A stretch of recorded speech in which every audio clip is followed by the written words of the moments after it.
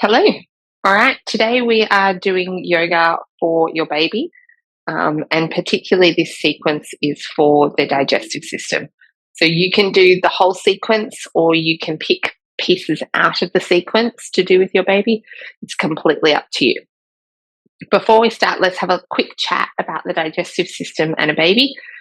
A baby digestive system is paper thin. It doesn't work wonderfully. It needs time to grow and develop its digestive system. So it's very susceptible to different things that you do to it, which is partially why yoga and movement for a baby really, really makes a big difference to the digestive system. The other thing is a baby comes out of the womb in this kind of curled up position.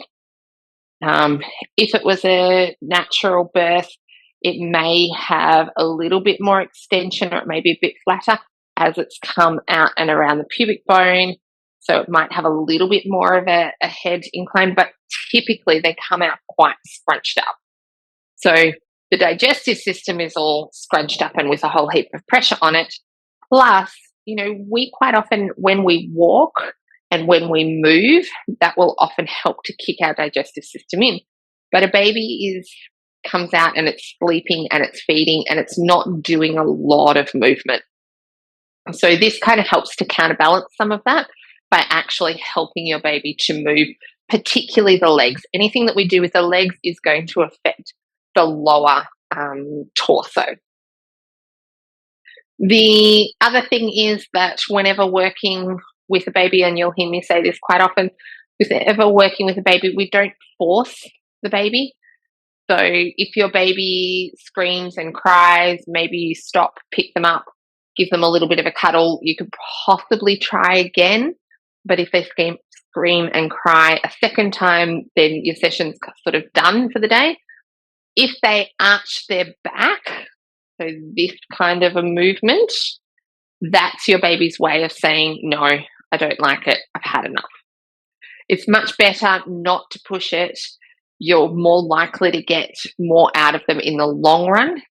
If you push it, they're just going to see this as traumatizing, and you'll never get long-term benefits because they'll just stiffen and tighten up. Also, some babies, and depending particularly on the age of the baby that you're working with, some babies will tighten and they'll resist against you. Don't force them. So let's say I was working with a leg and I wanted to bring the legs into the chest, and the baby was going stiff and pushing their legs out, and I couldn't get the legs in. Don't force them in. You're more likely to do your baby damage. Just very gently move. Yep, so go in as far as you can go and then just move. When we move, we can't hold tension within the body. So you'll feel that as you move, the baby will let go. And then from there, you'll be able to sneak them in a little bit further. Maybe you move a little bit more, maybe you sneak it in a little bit further. Typically, what I find is that as long as you're not forcing it, babies do like this. They just don't quite understand what you want of them. So as you kind of move and eventually they work out, okay, this is the exercise that mum wants from me, you'll find usually that they'll then relax into it and become much more susceptible. I say this is the exercise mum wants because I'm a mum and I was particularly referring to me. You can still do this if you don't identify as a mum, or if you're a dad, or if you're a grandparent. Sometimes giving these exercises to grandparents is really, really good. It's something that they can do with a baby. I digress. Let's move on. So the first one that we're going to do, you will probably have seen this one. We're going to take all of the fingers onto the thighs. The thumb, I usually put that in the crease of the knee, and we're just going to bend it in towards the chest and out, in towards the chest and out. My baby's legs are a little bit stiff, so my baby's legs are kind of coming in straight. Yours will probably look a little bit more like this. I usually go in and give it a little sort of squeeze and out, squeeze and out. From here, we're going to do exactly the same thing, but one leg at a time. In and out, in and out, in and out, in and out, in and out. Then we're going to bend both knees in towards the chest, and we're going to go around in a nice big circle. So when we go circles, particularly if we're thinking digestive system, we want to go around in a clockwise direction. So if you imagine that there was a clock on their belly, this would be a clockwise direction. So 12, 1, 2, 3, 4, 5, 6, 7, 8, 9, 10, 11, 12. Yep. All right. Those are the most important ones that we do. What I usually find is that if I don't give specific directions on how long to do it, that we kind of get a little bit of this and then a little bit of this and then a little bit of this, and baby's lost interest, we've lost interest, we're not sure how long we've been doing anything for. So what I will often suggest is putting it to a song. Now, I'm not a singer, I apologize for my voice, but if it's helpful, go for it. All right, so what we're going to do is we're going to take one leg in, and the song I usually use is Bananas in Pajamas are coming down the stairs. Bananas in pajamas are catching teddy bears.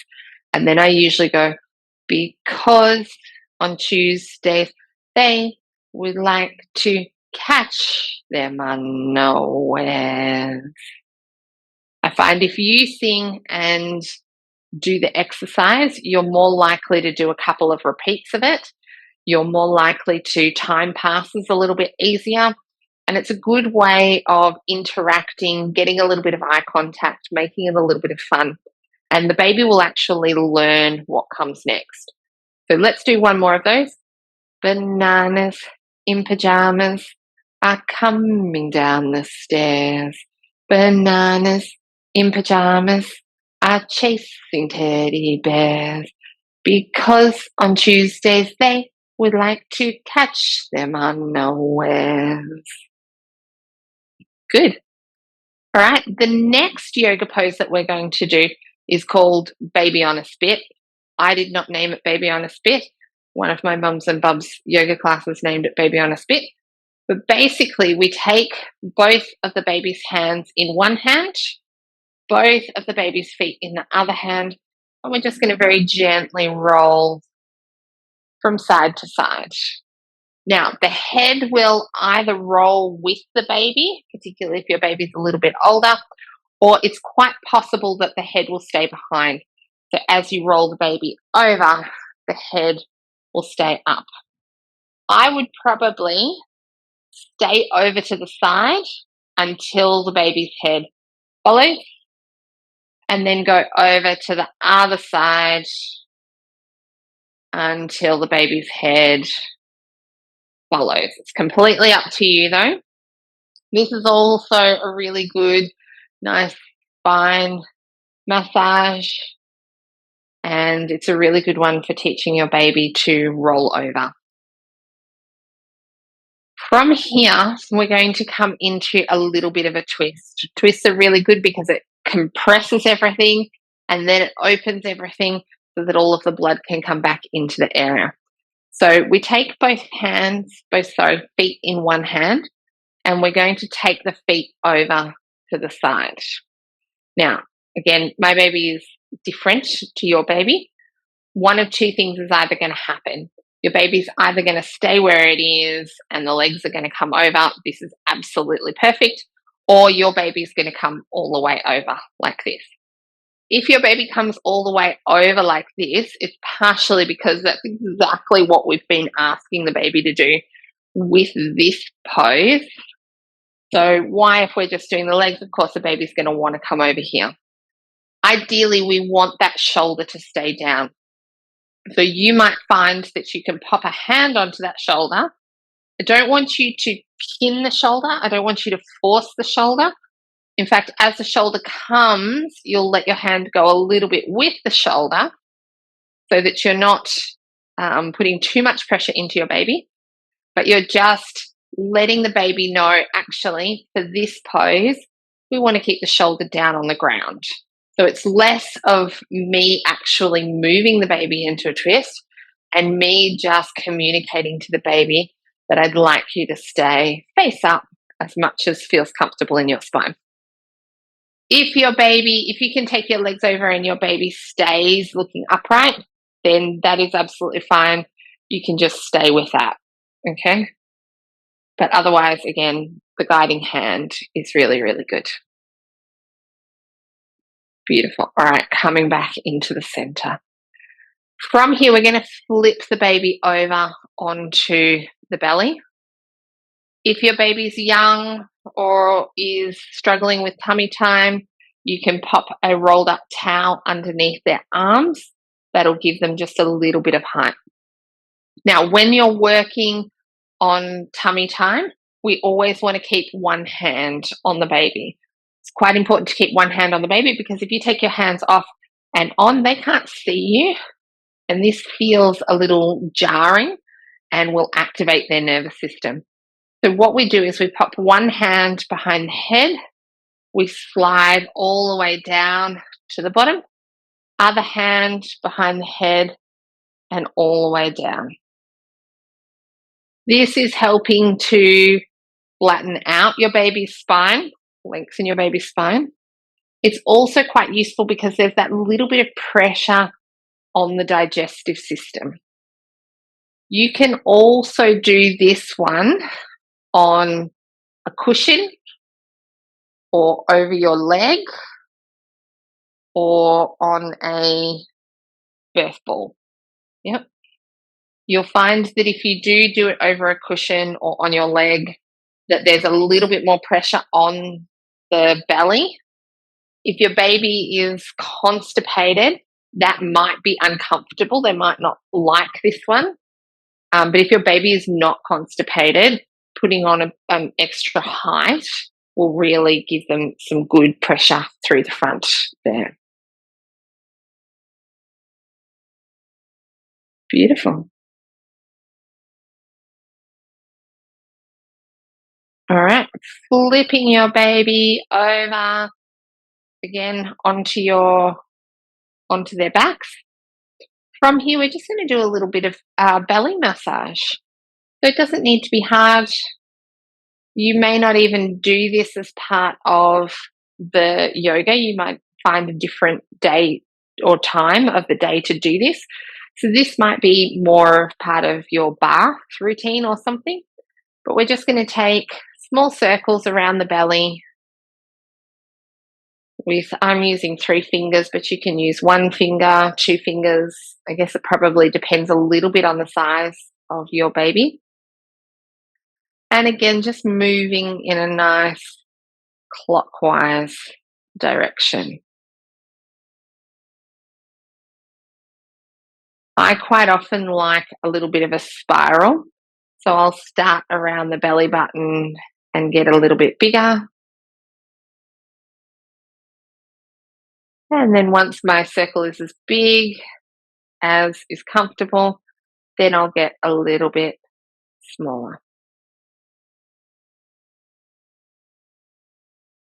Okay. The very last thing that we're going to do is we're going to take 2 fingers and we're going to tap on the baby's sacrum. So your sacrum is about as big as your hand and sits in between your 2 hip bones. Your baby's sacrum is teeny tiny, just kind of in the middle, sort of like the bottom there. This one helps to calm the nervous system. So for your baby, we really want to think when we do this one, this is going to be the end of this sequence. We really want to think, maybe do we pick the baby up and then tap? Would their nervous system feel more calm being held? Does the baby like to be face down?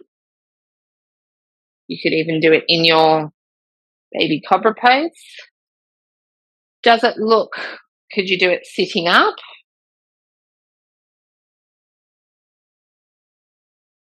And was missing the sacrum there. And it's very similar, of course, to the patting of the bottom, but we don't want big, hard pat because that's going to stress the baby out. We want little pats or little taps. But I'm going to leave it to you how you do those taps. Just think of it like a bit of a vibration that's going through the pelvic bones.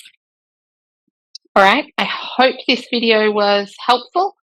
If you have any questions, please feel free to contact me.